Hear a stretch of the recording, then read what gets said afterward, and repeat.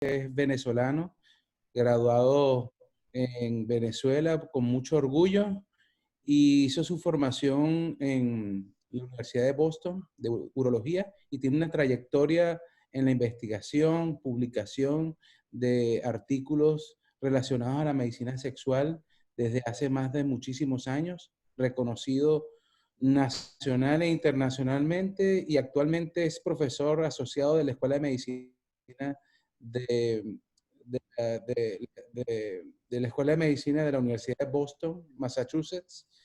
Adelante, Ricardo. Bueno, muchas gracias por la invitación.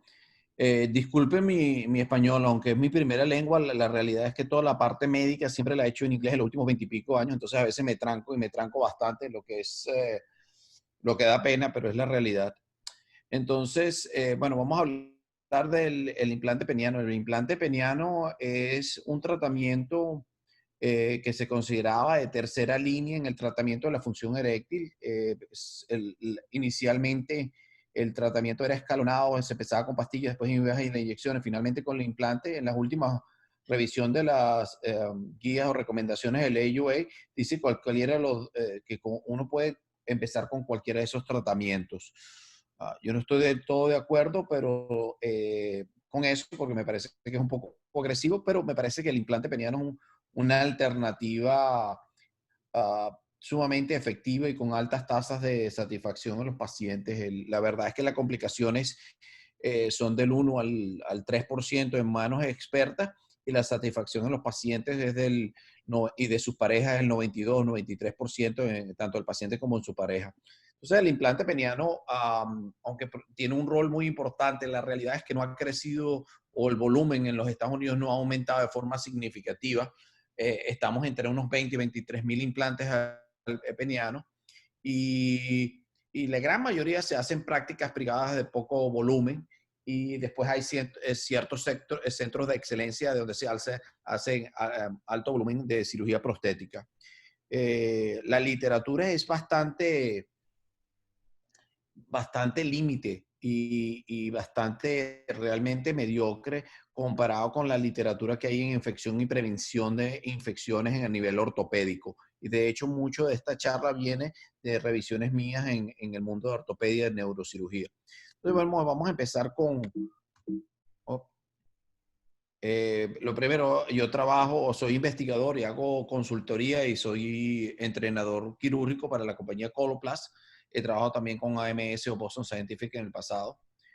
Y bueno, vamos a empezar. Este es un estudio reciente que fue publicado este año, hecho por Mahon, pero es un grupo de otros urólogos que revisaron 267 artículos buscando la tasa de infección de implantes penianos y de los cuales solo 91 pasaron los criterios de inclusión y demostraron que, bueno, encontraron que la infección peniana de prótesis varía muchísimo, va de 0 a 24 en los inflables y en los maleables de 0 a 9.1. Sin embargo, la complicación más frecuente que la infección, lo más frecuente es alrededor del 5%. La tabla de abajo la pueden ver y ven el número de armas y las tasas de infección que van de 0 hasta 25, lo que quiere decir que hay una variabilidad brutal que tiene que ver cómo se hacen la recolección de datos, ¿no?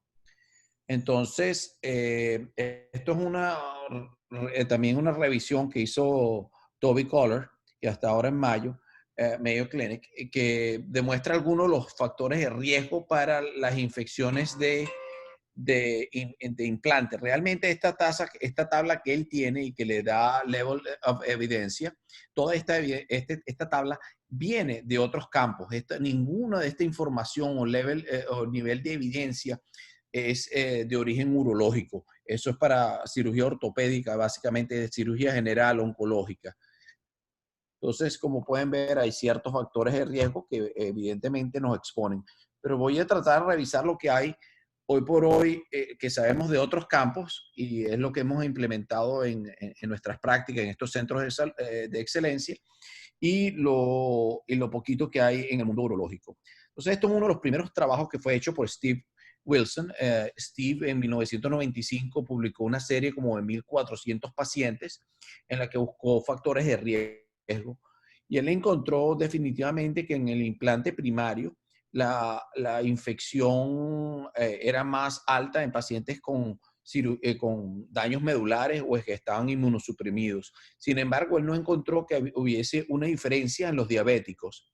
Sin embargo, cuando él hizo el mismo estudio, los pacientes que estaban, que los llevas a la cuarto de operación para hacer una revisión del implante peniano, la infección sí aumentó en forma significativa del 8%. Este estudio básicamente es el más grande que ha existido hasta ahora en urología como tal, buscando infecciones penianas, ¿no?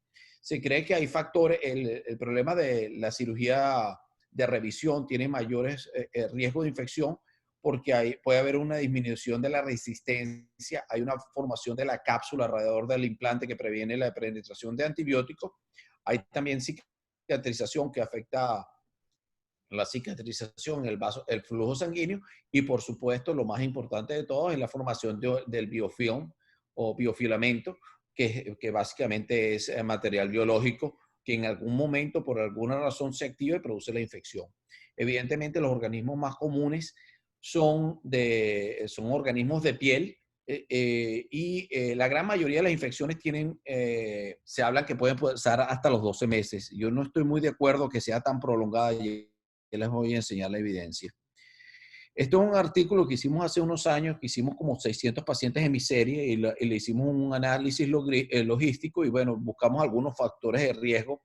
Lo que encontramos es que en pacientes que tienen historia de abuso de drogas, pasado o presente, tiene un aumento de riesgo. Es bien interesante porque en la cirugía ortopedia dice que si o consumes narcóticos de forma oral, no necesariamente que estás adicto, el riesgo de infecciones aumenta al 2.5%. Nosotros encontramos que el azúcar preoperatoria en la sala operatoria, si era de 200 o más, era un factor de riesgo.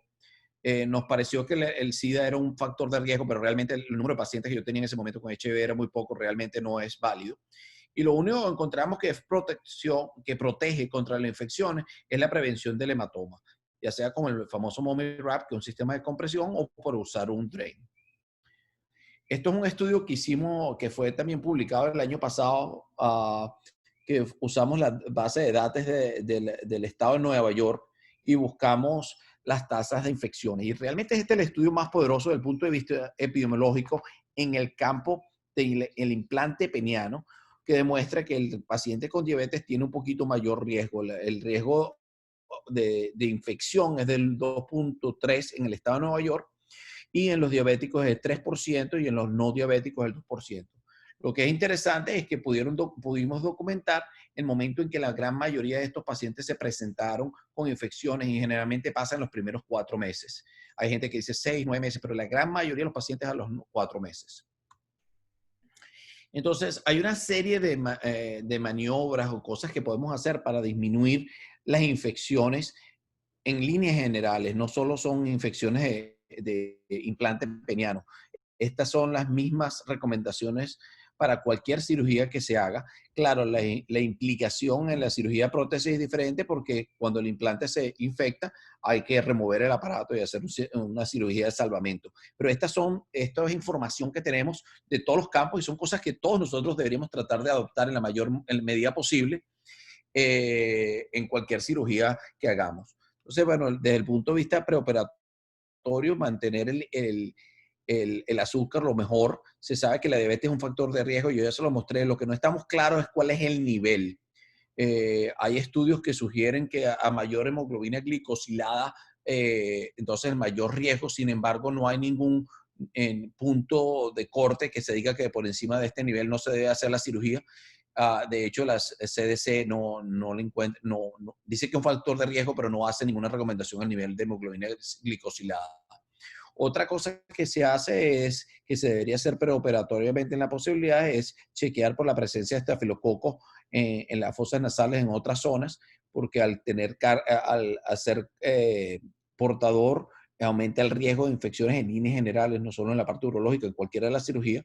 Evidentemente, examinar al paciente en la zona preoperatoria para estar seguro que no hay ningún tipo de fricciones. Y después está el baño con clorhexadina, que es controversial y ahora lo voy a revisar. Después hay una serie de medidas intraoperatorias que dependen del cirujano, como también del aparato que usamos, y después hay ciertas cosas que se pueden hacer postoperatoriamente. Entonces, bueno, déjeme revisar un poquito la evidencia que hay. Recuerden, esta evidencia no solo se aplica al implante peniano, deberíamos tratar de aplicarla a cualquier campo quirúrgico, y la gran cantidad de los artículos que voy a mencionar vienen de cirugía ortopédica o de cirugía general. Entonces, lo ideal sería tratar de minimizar los niveles de azúcar en el periodo preoperatorio y postoperatorio. Y bueno, eso es cuestión de trabajar con nuestros colegas internistas o endocrinólogos para hacerlo. Segundo, es hacer la prueba nasal de Staphylococcus aureus. Esto es un estudio muy grande que se fue hecho publicado en el New England Journal of Medicine, que demuestra, si ustedes lo pueden ver aquí, que cuando tú lo detectas y lo tratas con medicamentos locales, que es el clorhexidina o el musipropin, la infección disminuye. Y esto fue en cirugía general, no en cirugía urológica. Y el segundo estudio que pueden ver aquí es más o menos, como pueden ver, las infecciones no solo superficiales, sino también las infecciones profundas disminuyeron en forma importante cuando se hace testing y tratamiento en caso de que sea positivo el cultivo nasal. La otra pregunta ¿vale la pena hacer baños preoperatorios con clorhexidina? Y esto ha sido bien investigado. Hay una cantidad de clinical trials, 16 por lo menos clinical trials. Esto es un metaanálisis de 16 de estos estudios que representa una población de 17,000 pacientes, de los cuales 9,000 fueron control, unos 8,000 fueron con clorhexidina, y se les recomendó a los pacientes usar clorhexidina o un control, un placebo o nada, y se demostró que entre los dos grupos no hubo diferencia.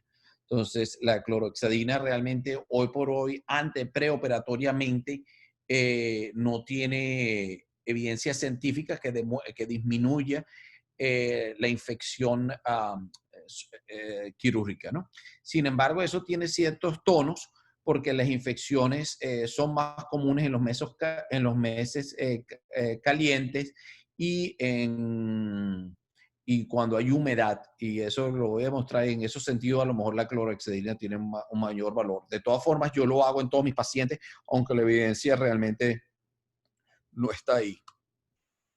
Entonces, estas son cosas que podemos hacer nosotros como cirujanos para disminuir las infecciones en líneas generales y particularmente en la cirugía de prótesis. Que primero es, ¿qué podemos hacer?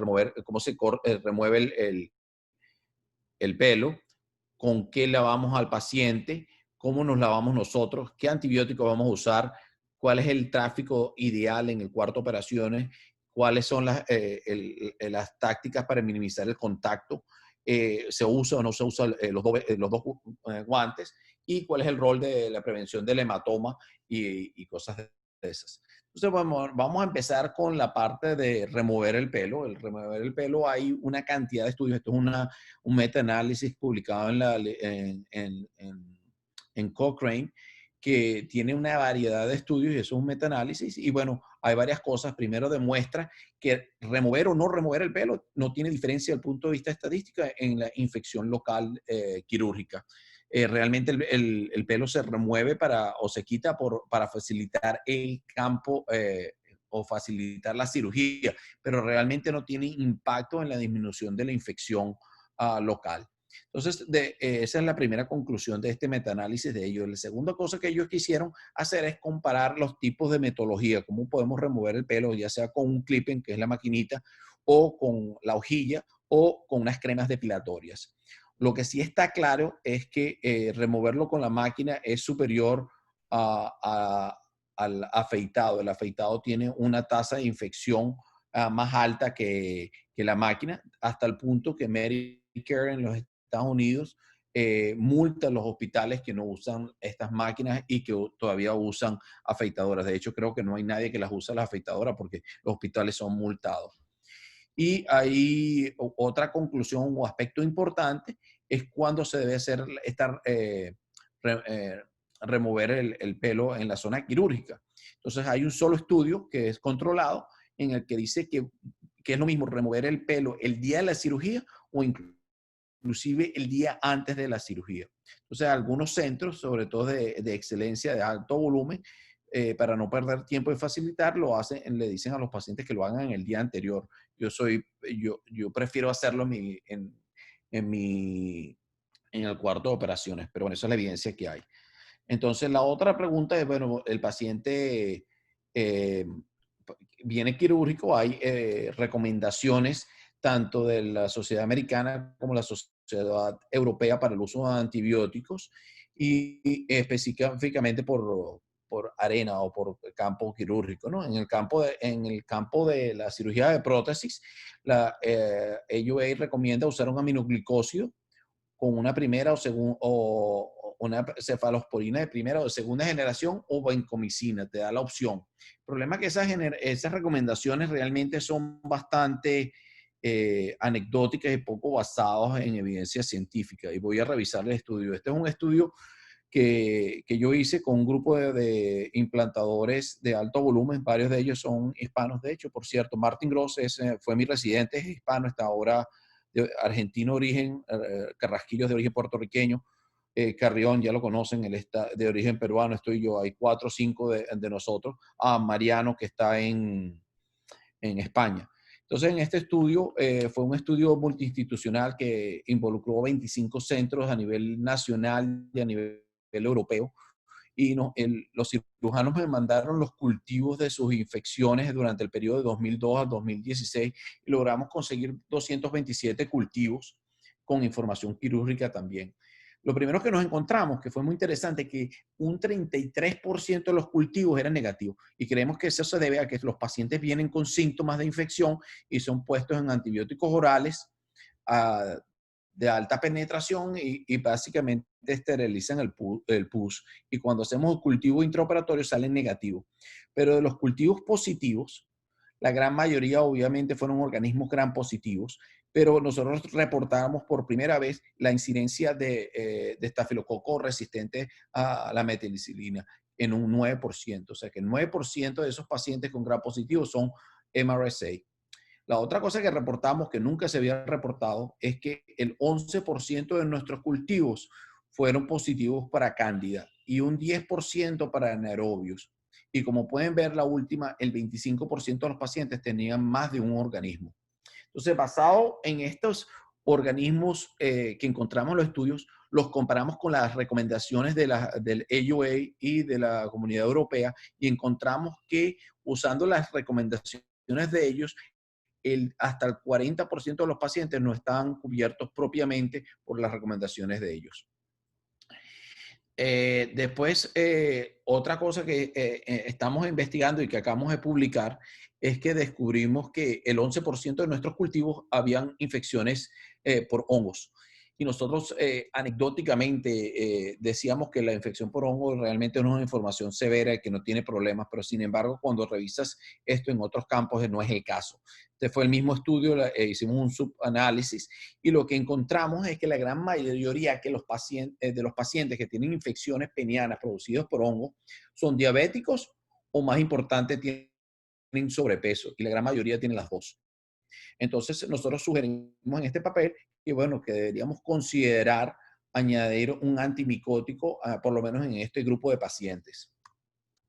Entonces, lo que usamos, nosotros recomendamos, basado en esas dos publicaciones que tenemos y que recomendamos en la Sociedad de Cirujanos Prostéticos, es usar vancomicina porque cubre evidentemente a todos los gram positivos y cubre la MRSA, en la meticilina resistente estafilococo.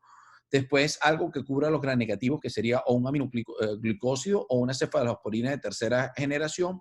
Y en mi hospital, en particular, usamos fluconazol solamente en pacientes diabéticos o pacientes que son obesos.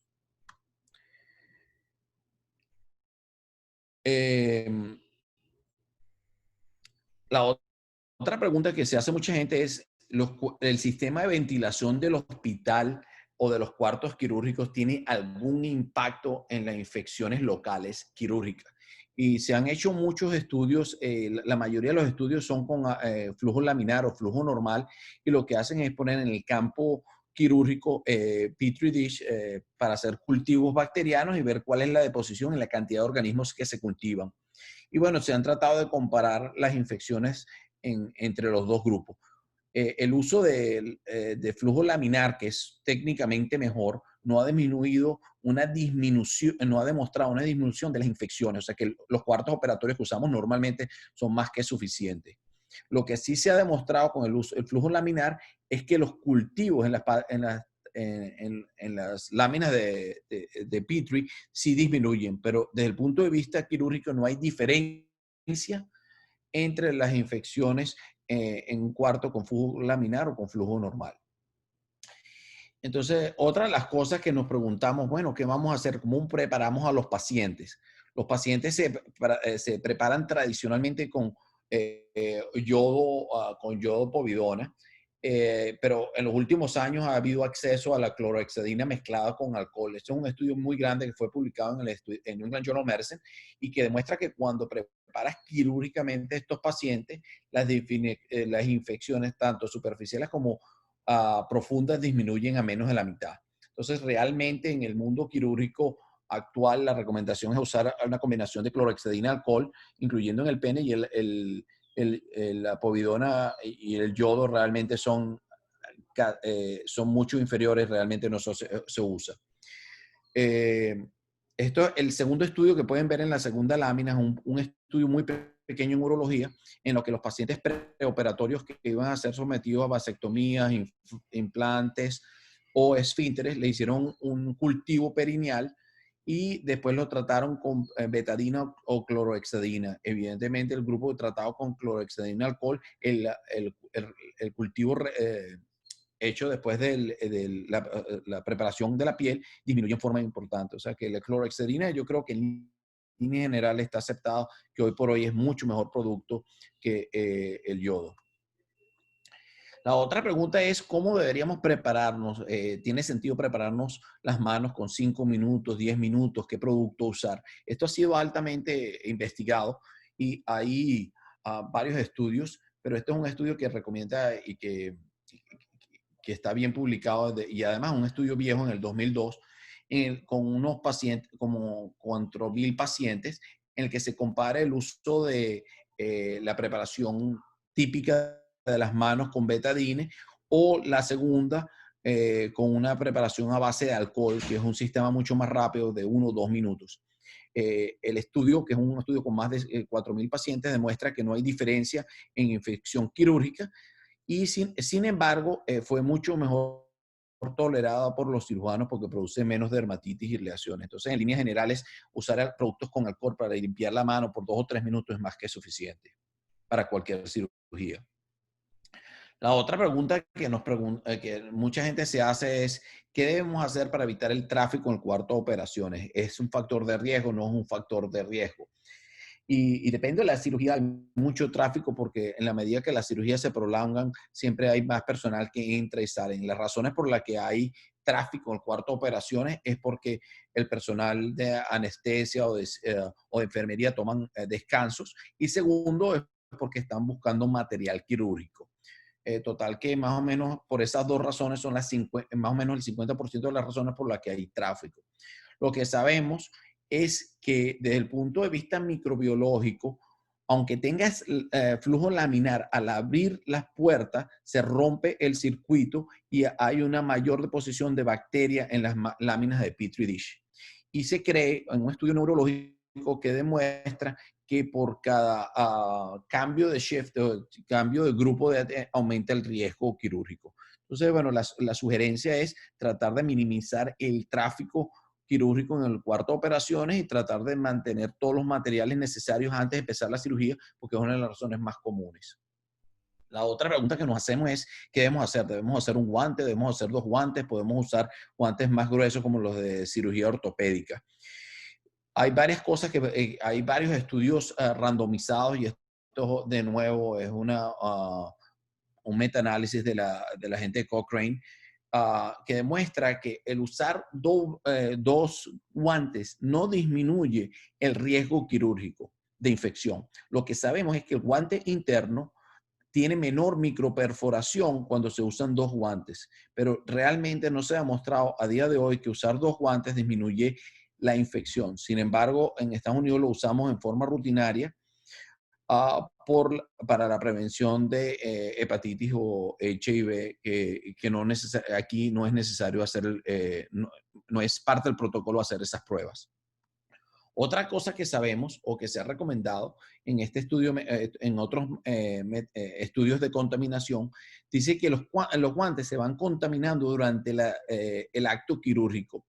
Entonces, hay 5 estudios que sugieren que cada vez que vayamos a tocar o manipular un implante nuevo, deberíamos cambiarnos los guantes quirúrgicos. Hay otro estudio randomizado que sugiere que cada vez que el tiempo quirúrgico excede la hora, deberíamos cambiarnos el guante, porque el tiempo está asociado con un aumento en la infección quirúrgica. Entonces, el doble guante, el guante pareciera que evita las microperforaciones, no hay evidencia definitiva que disminuye la infección, pero sí se sugiere que los guantes se cambien cada vez que se vaya a manipular los implantes o después de cada hora. Desde el punto de vista de cirugía prostética, hay pruebas o técnicas que tratan de minimizar el contacto del implante con la piel del paciente. Esta realmente fue propuesto por François, que es un cirujano de private practice, aunque estuvo en Colombia, no me acuerdo de la universidad, estuvo por muchos años, y él básicamente introdujo el concepto de no touch o de no tocar.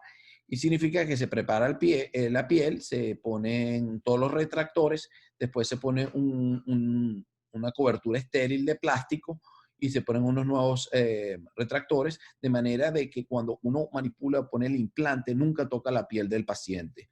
En su serie, la disminución de infecciones bajó del 2% al 0.4%. Esto es una técnica que realmente los cirujanos de alto volumen y sobre todo algunos en centros de excelencia y más sobre todo en cirujanos jóvenes que están adoptándola. Sin embargo, no es universal. Yo lo hago en forma rutinaria, no me lleva más tiempo, me lleva 2 o 3 minutos más y yo creo que es lo correcto.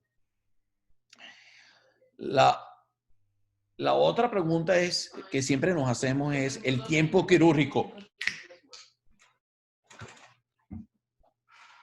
Es el tiempo quirúrgico. La pregunta es, ¿a mayor tiempo quirúrgico, mayor riesgo o menor riesgo? La verdad es que hay un estudio bien interesante hecho por Chen en el que demuestra que por cada 15 minutos extra de cirugía, el riesgo de infección local aumenta en un 13%. O sea que si tu cirugía se excede por 60 minutos, tienes un 37% más de infección local. Lo que quiere decir que contra más complicaciones o menos destreza tenemos, probablemente el chance de infección en líneas generales es más alto. Una de las partes importantes es que en este estudio es que encontraron que la gran mayoría de los pacientes que tuvieron infecciones quirúrgicas, estas están asociadas con un tiempo quirúrgico que excedía en 30 minutos el promedio. O sea que a mayor complejidad o a menos destreza, probablemente hay un mayor riesgo quirúrgico de infección. La otra pregunta que nos hacemos o que tratamos de resolver y que es controversial es el uso de drenajes. Evidentemente estamos hablando de drenajes cerrados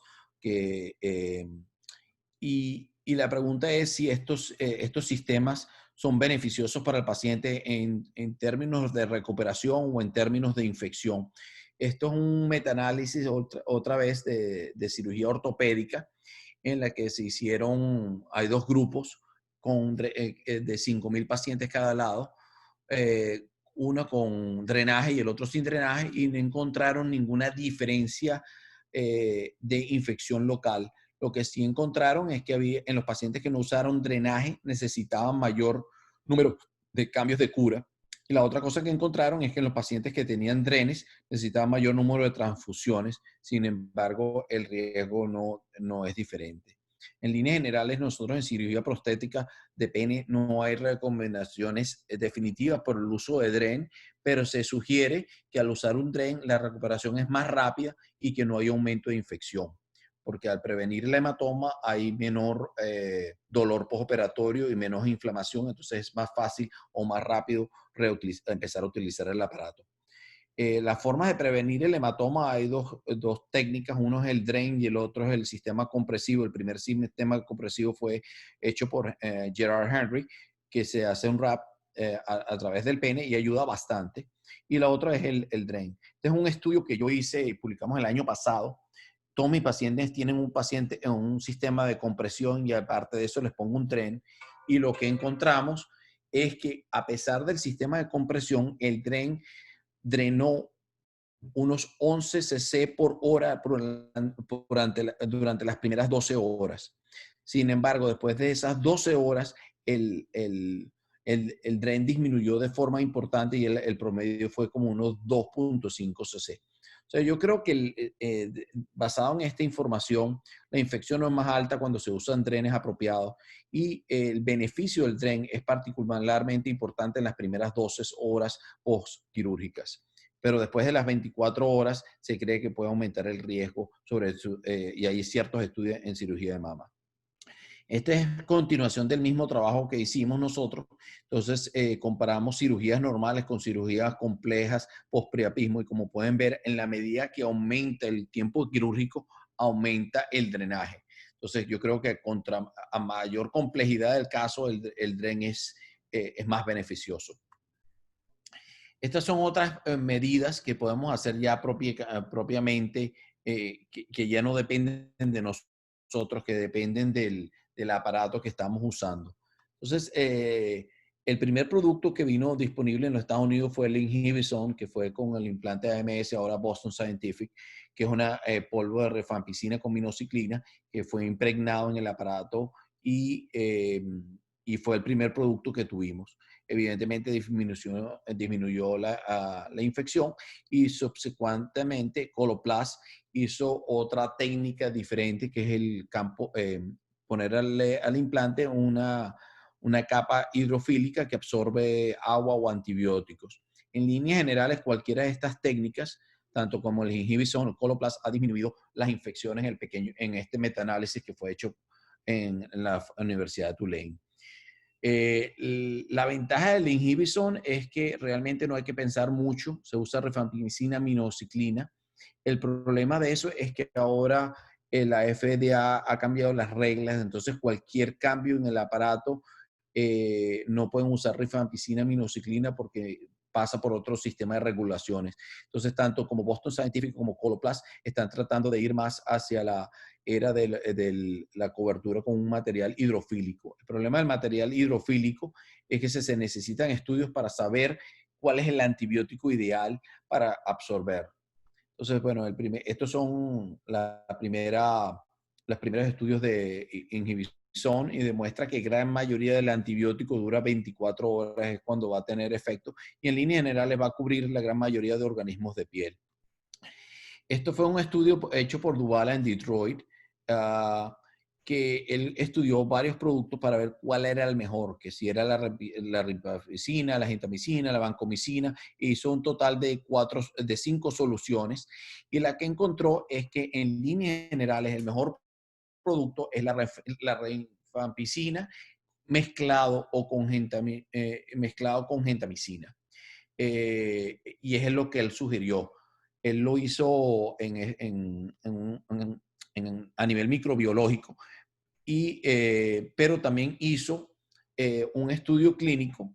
Este es su estudio clínico en que se ve que la infección cuando se usa implante Coloplast con rifampicina 10 miligramos por ml, o gentamicina 1 miligramo por ml, la infección es muy inferior a sus controles e inclusive inferior a la del inhibisón. Entonces, hoy por hoy estamos tratando de hacer una mezcla de rifampicina y gentamicina.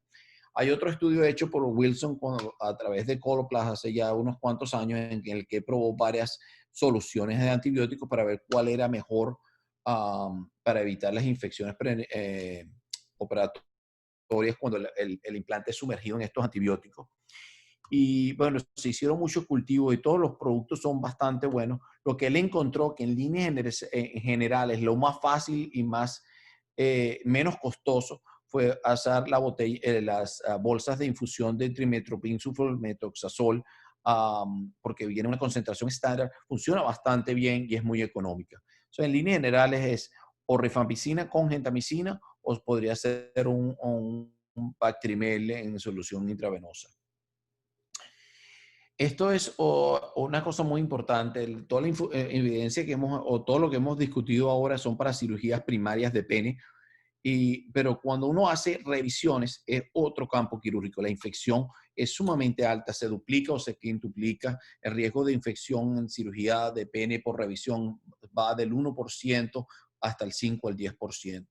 Entonces, un estudio muy interesante que hizo Gerard Henry, que fue socio de Steve Wilson hace muchos años, en los cuales él siguió 148 pacientes entre el 2001 y el 2005, y en esos momentos le hizo cultivo del líquido que estaba localizado alrededor de la bomba, y también hizo cultivo del biofilm que él encontró, y también hizo unas biopsias de cápsula. En lo que encontró, lo primero que encontró, que en este líquido que está inerte alrededor de las bombas, era positivo para microorganismos en el 66% de los casos, lo que quiere decir que lo que es realmente asustante. Lo más interesante de este estudio es que él tomó biopsias antes y después de hacer lo que se llama un washout, o sea, una limpieza con soluciones de antibióticos o betadina. Entonces, él demostró que cuando tú tienes un implante, lo sacas, si lo lavas toda la zona quirúrgica como un sistema de salvamento, la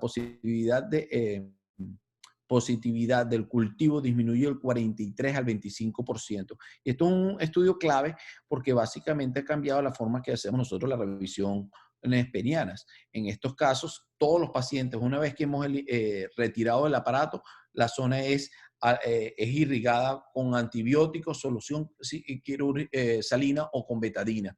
Sin embargo, no hay ninguna recomendación formal en qué producto usarlo, tanto en el mini salvamento en condiciones normales de reparación de implantes, ni como en casos de infecciones penianas.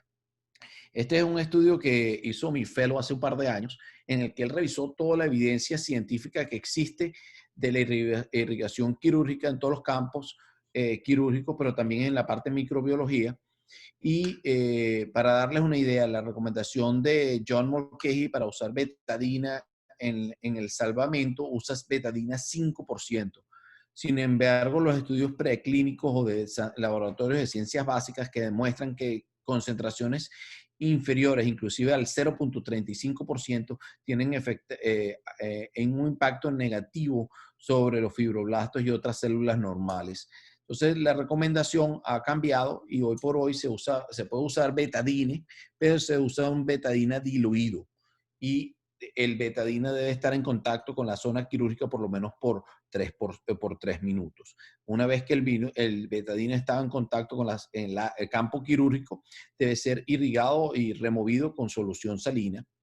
La otra cosa el otro producto que se está usando mucho es la clorhexidina, y de hecho estoy haciendo un estudio con Coloplast y creo que va a ser superior a la betadina. Lo que sí está totalmente prohibido es el uso de agua oxigenada o peróxido de hidrógeno, porque está asociado con mortalidad y realmente ha sido abandonado en todos los otros campos quirúrgicos.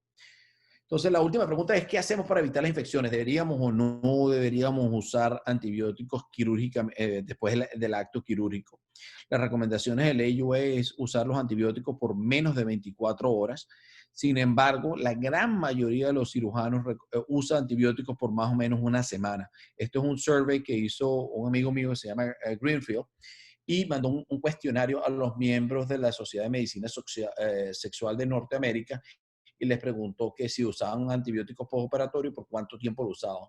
Lo que pueden ver es que la gran mayoría de los miembros usaban antibióticos, y la gran mayoría usaba una quinolona, levoquin, y los no miembros usaban cefalexina, que realmente no es un antibiótico ideal por el MRSA y otros factores. La pregunta que todo el mundo se hace es, ¿vale la pena hacer todos estos sistemas y seguir la rutina? Y esto es un estudio bien interesante que fue hecho en Nueva York, en el cual uno de mis amigos empezó a tener infecciones de cirugía peniana y tuvo como 5 o 10 en forma seguida. Entonces el hospital y el departamento de epidemiología y el departamento de infectología inmediatamente lo contactaron y bueno, dijeron, bueno, tenemos que disminuir de alguna forma.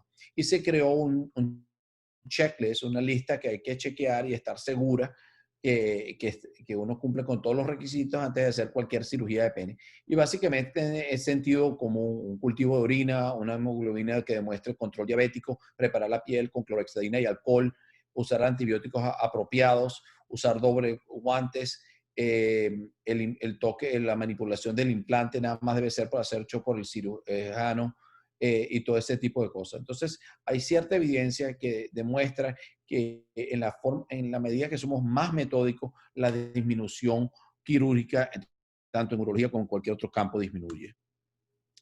Es un estudio muy interesante que fue hecho por Gerard también, que demuestra que en la medida que hacemos más volumen y hagamos centro de excelencia, las complicaciones disminuyen.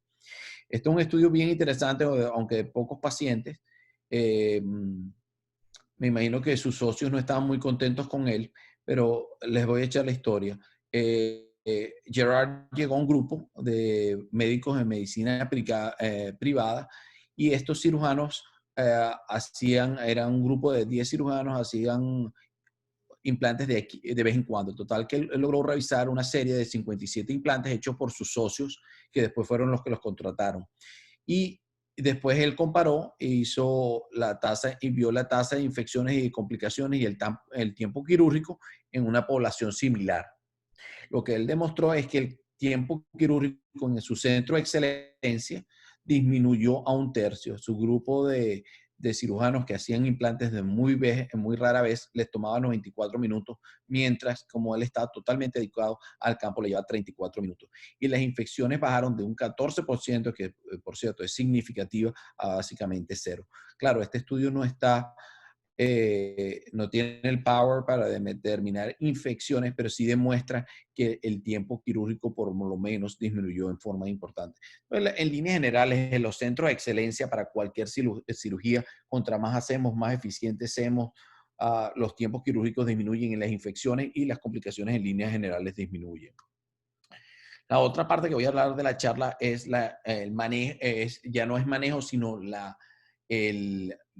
ya no es la prevención de la infección del implante peniano, sino el manejo de las infecciones.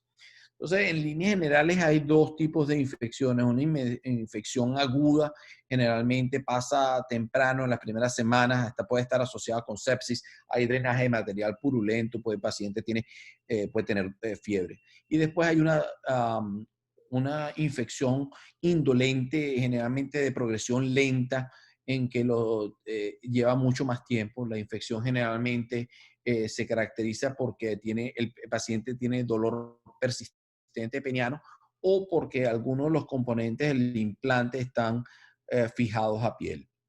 Entonces, desde el punto de vista de manejo de las infecciones penianas hay dos tratamientos. El primero es quitar el implante peniano, el segundo es hacer un tratamiento de salvamento. Entonces, vamos a ver qué sabemos nosotros de la primera opción, que es quitar el implante. Bueno, el número uno es el tratamiento más común en los Estados Unidos. Esto es un estudio epidemiológico usando una base de datos a nivel de Estados Unidos en las emergencias y demostró que el 82% de los pacientes que entran en la emergencia por infecciones de prótesis peniana fueron manejados con explante o remover el aparato. Nada más el 17% fue manejado con un tratamiento de salvamento. ¿Cuáles son las indicaciones? Bueno, en línea generalmente se recomienda quitar el aparato en pacientes que tienen sepsis, que están muy enfermos, que tienen ketoacidosis diabética, que tienen infecciones necrosantes o en pacientes que están inmunosuprimidos. ¿Qué es lo bueno de este procedimiento? Bueno, que tiene una tasa de cura del 100%. ¿Qué es lo que tiene malo? Bueno, el paciente no puede tener actividad sexual por disfunción eréctil después de quitar el implante.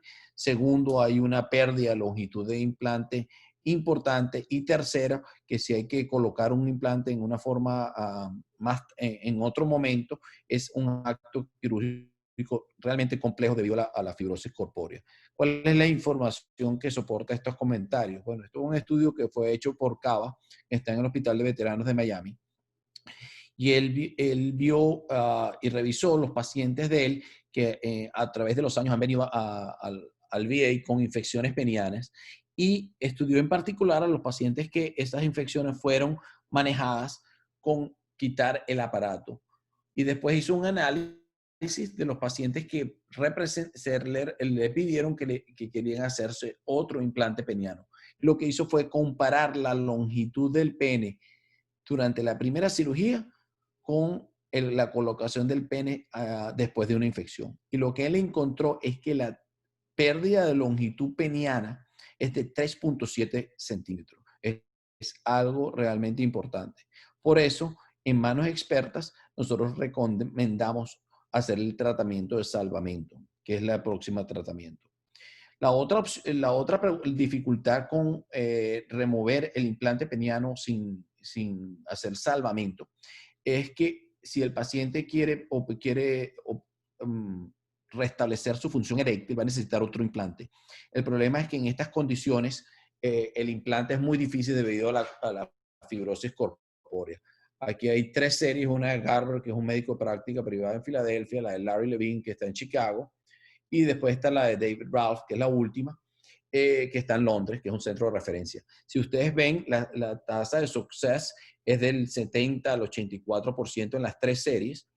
Sin embargo, la tasa de success, de éxito en implante peniano, en implantes penianos vírgenes es el 99%. Si miren las infecciones, que el promedio es de 1 a 5% en implantes vírgenes o primarios, en estas 3 series la infección va desde el 14 hasta tan alta como el 19%. Entonces, una cirugía después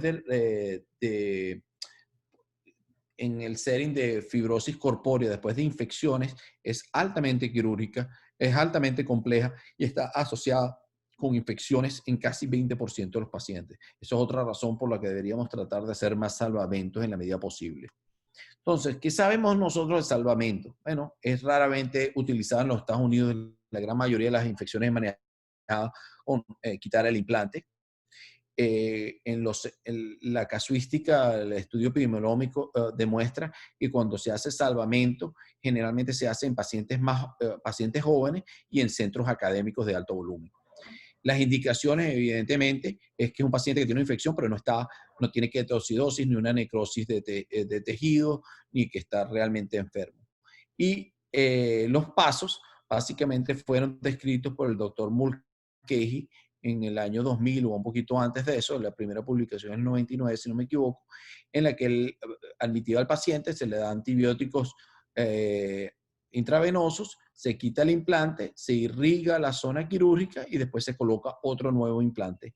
Su primera publicación en el 99 y su serie, que es la más grande hasta hace unos años, era de 54 pacientes, demostraba que el éxito de este procedimiento era un 82%. Entonces, el primer paso es admitir al paciente con la infección y darle antibióticos. La pregunta y las recomendaciones del AUA y de la Comunidad Europea son muy vagas y no realmente son específicas, pero como yo les enseñé en este estudio que hicimos, la recomendación sería usar una vancomicina, porque cubre los grandes organismos gram positivos y el MRSA. Le daríamos un cefepime porque cubre gran negativos. Le daremos un Flagyl ya no me acuerdo cómo se llama, Flagyl, metronidazol para cubrir los organismos inorgánicos, anaeróbicos, y después el fluconazol para cubrir las infecciones por hongo. Mantenerlos en estos antibióticos hasta que tengamos los cultivos. Una vez que tenemos los cultivos, entonces se cambian los antibióticos basados en los antibiogramas. El segundo paso sería remover el implante, que bueno, es una parte quirúrgica que no tiene nada del otro mundo, y la tercera sería la de irrigar. John Mulcahy, cuando describió su técnica, realmente no tenía ninguna predilección con las irrigaciones que iba a usar. De hecho, le preguntó a la enfermera que qué irrigaciones habían disponibles en el cuarto de opciones y ella le dijo que había betadina, que había agua oxigenada y eso fue lo que él usó. Sin embargo, eso nunca ha sido challenge, no ha sido evaluado en el mundo urológico, pero sí en otros campos, en cirugía ortopedia. Y básicamente nosotros hicimos la revisión que ya la presentamos antes, que demuestra que, bueno, que primero el peróxido, el agua oxigenada no tiene ningún rol porque no aumenta el poder bactericida y no tiene actividad contra el biofilm.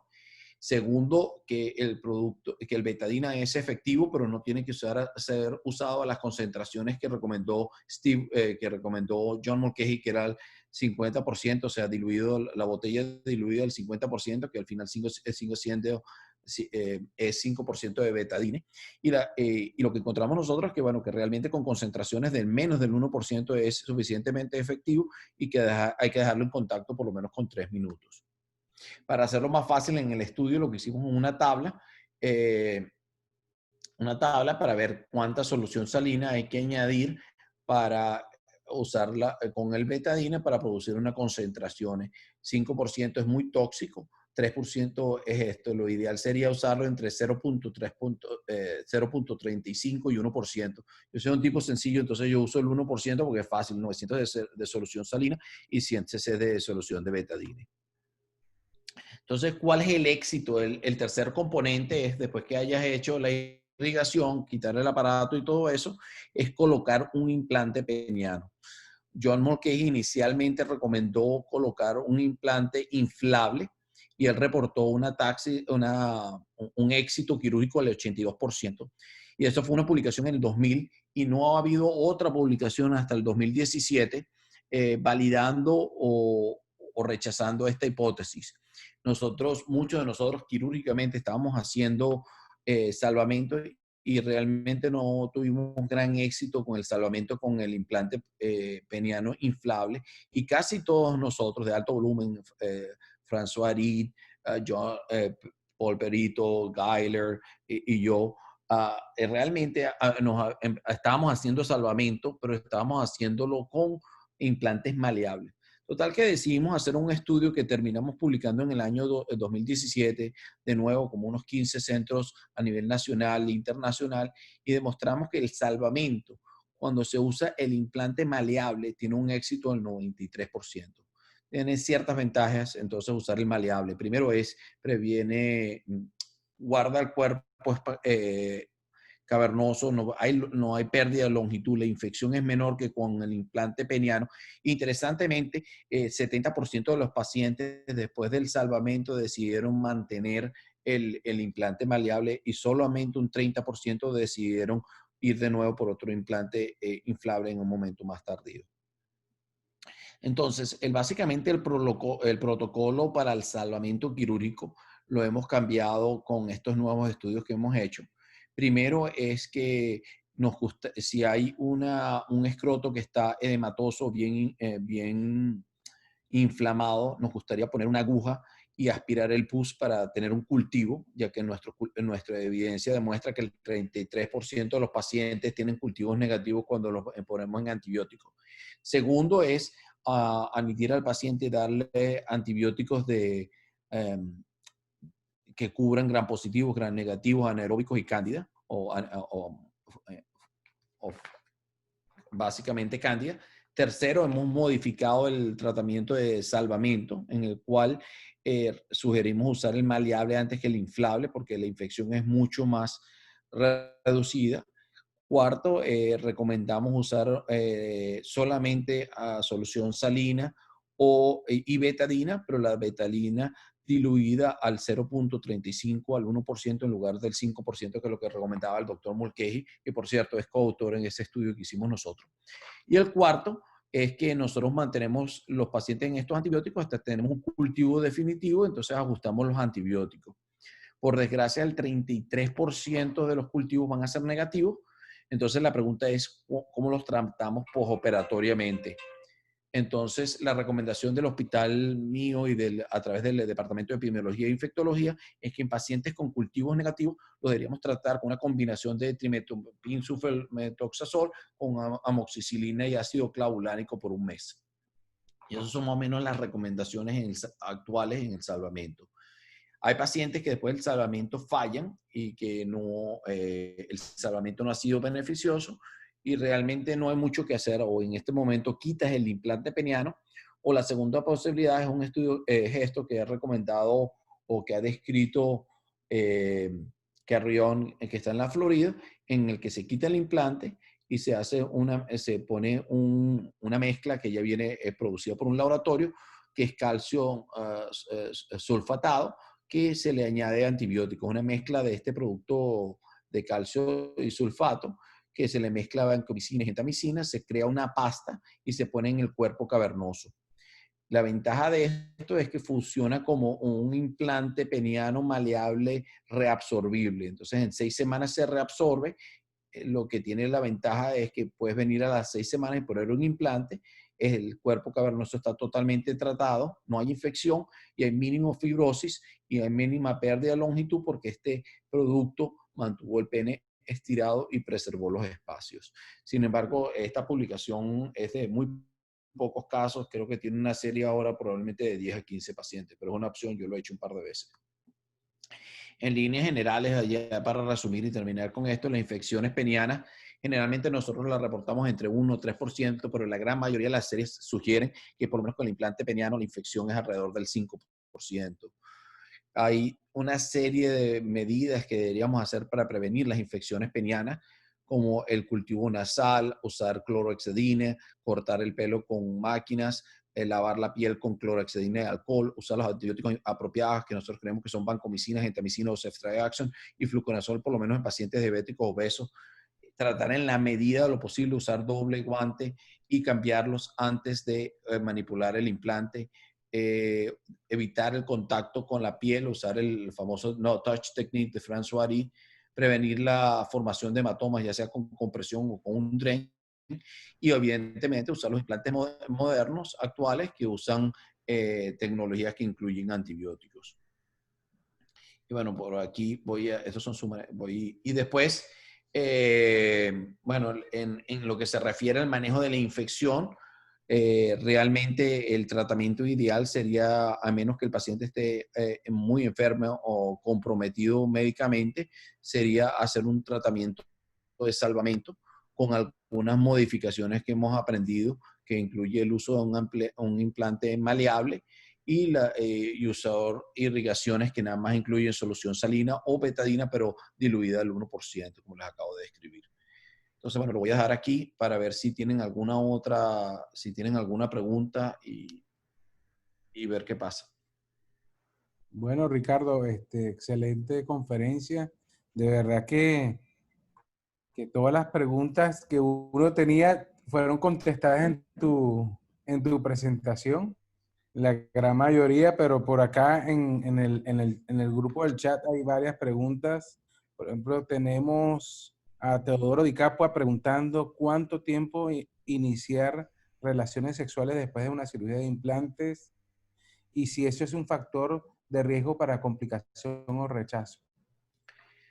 Entonces, generalmente yo creo que hay que esperar por lo menos un mes para usarlo, para estar seguro que la cavernotomía, o sea, que el implante no vaya a herniarse. Entonces hay que esperar como un mes, pero la gran mayoría de los pacientes inician actividad sexual cuando ellos se sienten bien y ya no tienen dolor. Eh, los pacientes diabéticos tienen más dolor y tardan más en usar el aparato. De hecho, nosotros acabamos de publicar un artículo que demuestra que los diabéticos inician la actividad sexual más tarde. Pero después de un mes, si el paciente está dispuesto y se siente bien y sintomáticamente bien, nosotros lo dejamos iniciar la actividad sexual. Por acá otra pregunta del doctor Ricardo Semat. Ujú. Saludos al doctor Ricardo Semat, preguntando acerca del uso de fluconazol, si lo usas antes de la cirugía y si lo usas después de la cirugía y cómo lo usas el fluconazol.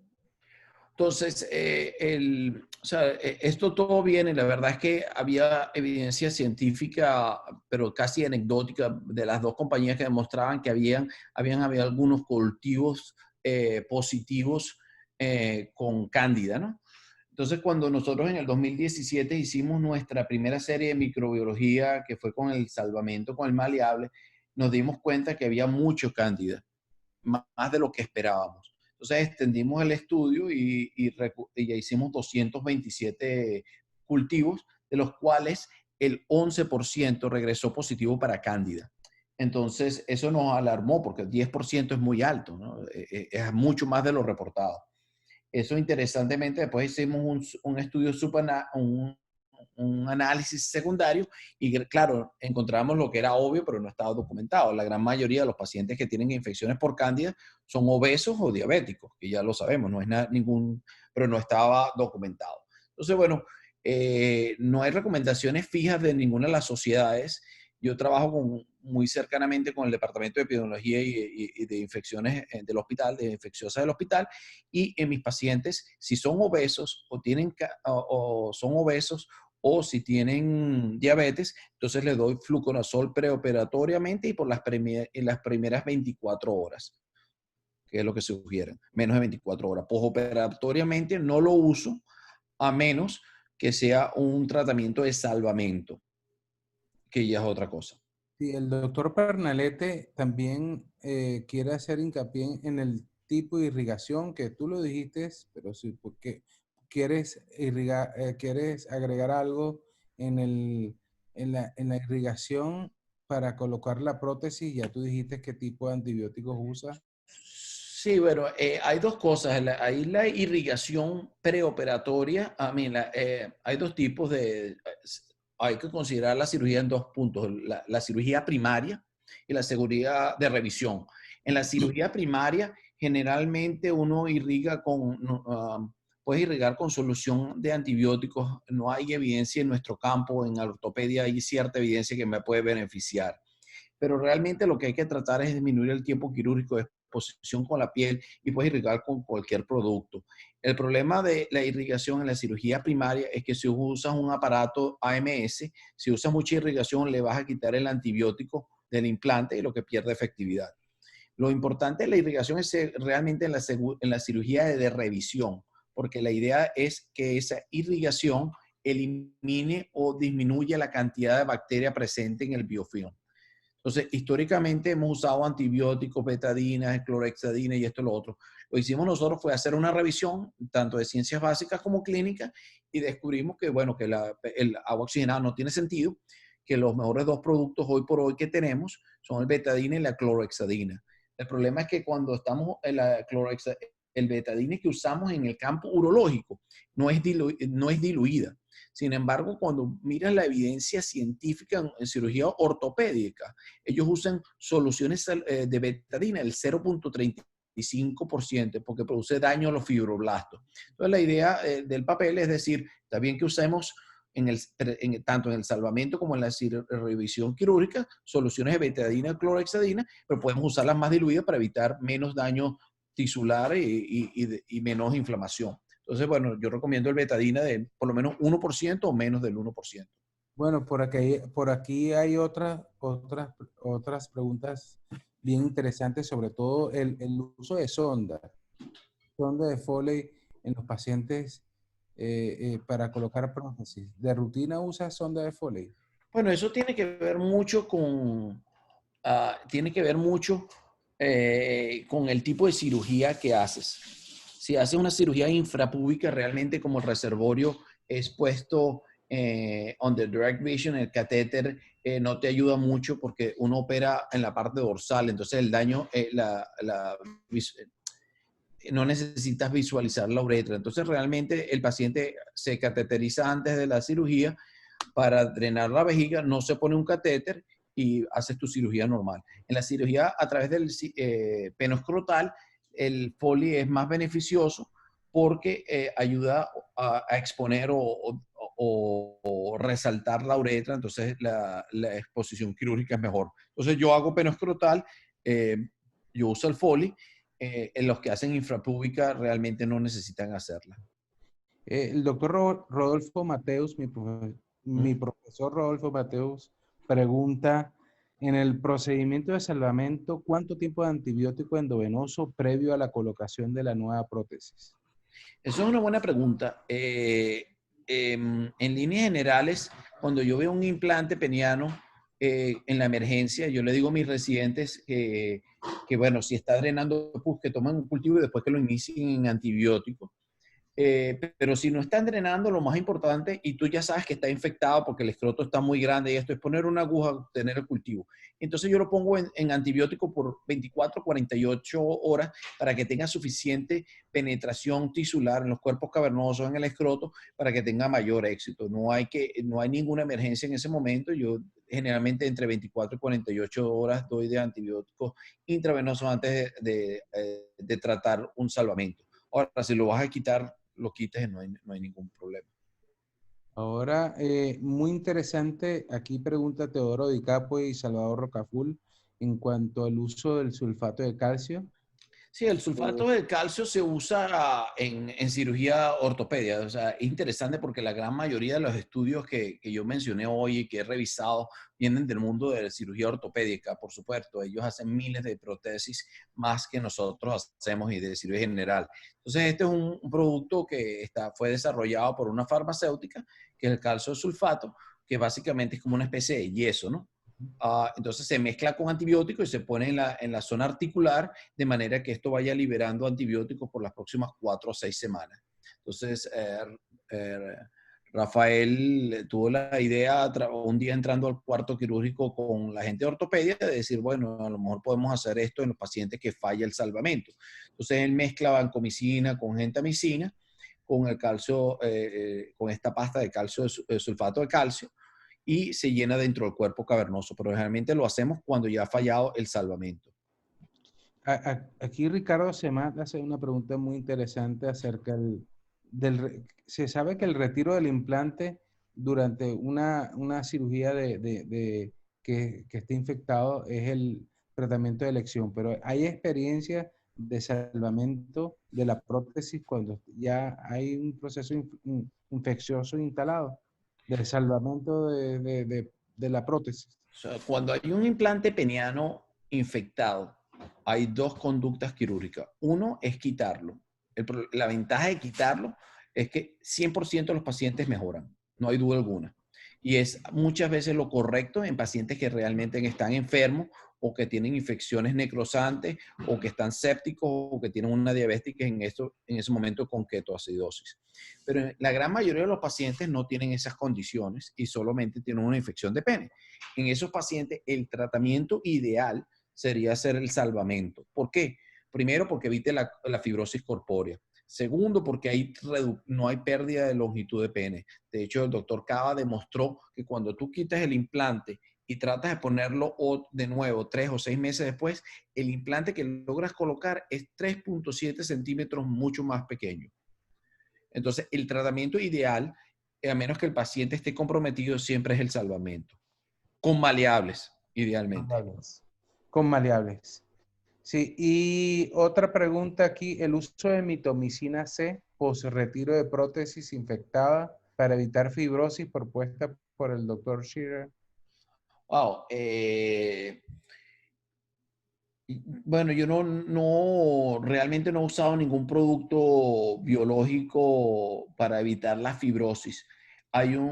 Lo que sí hemos hecho, y no sé si lo mencioné aquí en uno de los estudios, es un estudio que hizo Larry Levine en una de las series que mencioné, pero no entré en detalle. Él tiene 13 pacientes que reportó que tenían fibrosis corpórea después de infección o priapismo y los puso en un tratamiento con vacuum, con un sistema de vaciamiento, pero sin usar el anillo, solamente un vacuum. Y esta terapia por 3 a 6 meses hizo o le permitió hacer a él la cirugía sin mayor complejidad, sin tener que hacer técnicas avanzadas y le permitió en la mayoría de los casos colocar implantes inflables y de tamaño normal, no del tamaño reducido. Entonces, en caso de implante, Yo no uso generalmente ningún tipo de producto biológico, menos la mitomicina porque tiene efectos citotóxicos, pero sí los pongo en una terapia o un vacuum lo más que puedan, 2 o 3 veces al día. Bueno, Ricardo, muchísimas gracias por tu presentación.